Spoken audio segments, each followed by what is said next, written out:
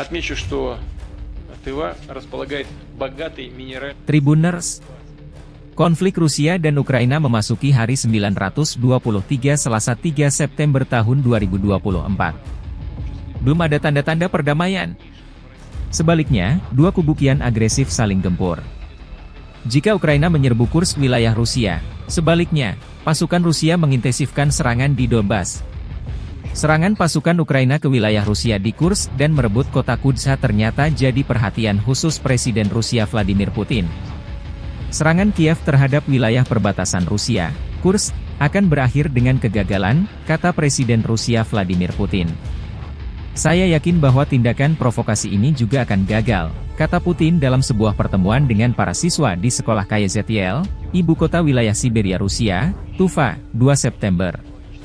Kita tentu perlu menyingkirkan para penjahat yang telah menyusup ke wilayah Rusia di wilayah Kursk, dan mengatasi upaya-upaya untuk menciptakan ketidakstabilan di wilayah perbatasan kita secara umum, kata Putin. Presiden Putin memberikan penilaiannya mengenai alasan otoritas Kiev memutuskan untuk menyerang wilayah Kursk. Otoritas saat ini tidak sah bahkan menurut hukum dalam negeri.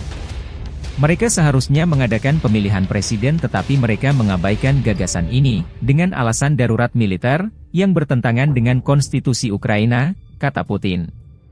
Menurut pandangannya, Ukraina perlu melanjutkan operasi militer untuk mempertahankan status quo saat ini.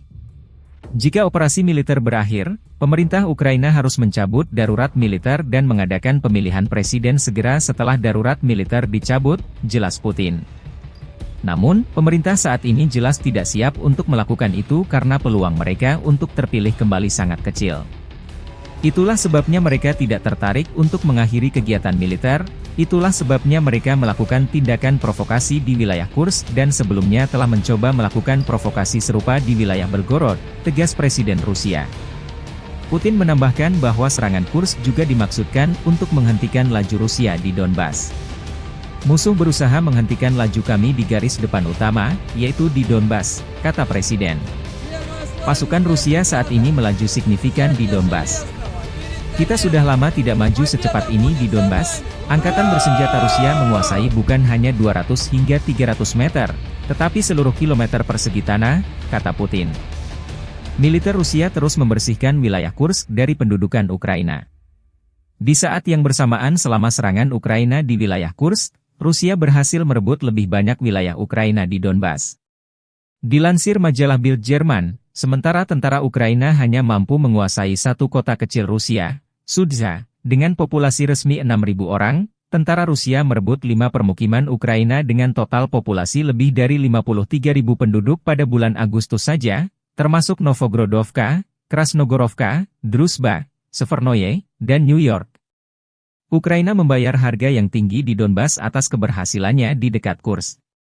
Tekanan Rusia terhadap Pokrov dan evakuasinya mempertanyakan strategi kepemimpinan Ukraina, kata pakar militer Niko Lange dilansir Bild. Lange melihat hubungan langsung antara keberhasilan angkatan bersenjata Ukraina di Rusia dan situasi yang semakin mengancam di Donbas.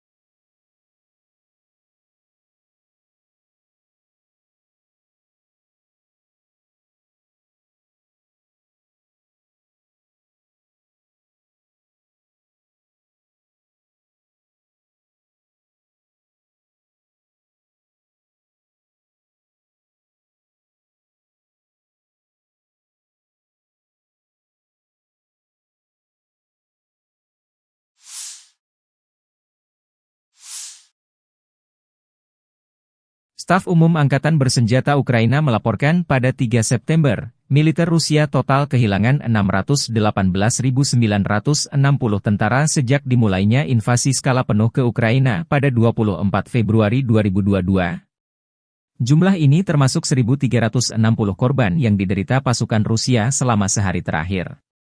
Menurut laporan tersebut, pasukan Vladimir Putin juga total kehilangan 8.611 tank, 16.821 kendaraan tempur lapis baja, 23.972 kendaraan dan tangki bahan bakar, 17.664 sistem artileri, 1.177 sistem roket peluncur ganda, 940 sistem pertahanan udara, 368 pesawat terbang, 328 helikopter, 14.573 pesawat tanpa awak, 28 kapal dan perahu, dan 1 kapal selam.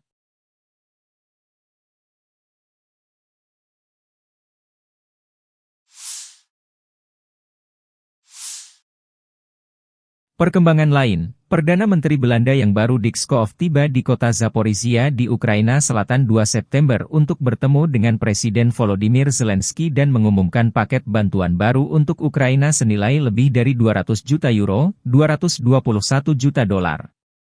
Ini adalah kunjungan pertama Schoof ke Ukraina sejak ia menjabat awal Juli. Ia menggantikan Mark Rutte yang secara resmi ditunjuk menjadi Sekretaris Jenderal NATO berikutnya mulai Oktober ini. Tanpa berlebihan, kepemimpinan Belanda membantu Ukraina melindungi ribuan nyawa. Hubungan kami lebih kuat dari sebelumnya. Kami bahu-membahu dalam mengejar perdamaian yang adil dan abadi, kata Zelensky. Paket bantuan untuk Kiev akan dikhususkan untuk perlindungan dan perbaikan infrastruktur energi Ukraina dan mencakup dana tambahan untuk bantuan kemanusiaan. Дорогі українці, українки, сьогодні Запоріжжя разом з прем'єр-міністром Нідерландів. Важливий візит і дуже символічний саме у день початку навчального року. Щойно тут, на Хортиці, ми говорили з нашими ветеранами війни. І сьогодні ж представили у Запоріжжі нашу мрію, новий освітній застосунок, фактично аналог дії для нашої української освіти, для усіх наших діточок, для вчителів, для батьків. Це безперечно хороший результат.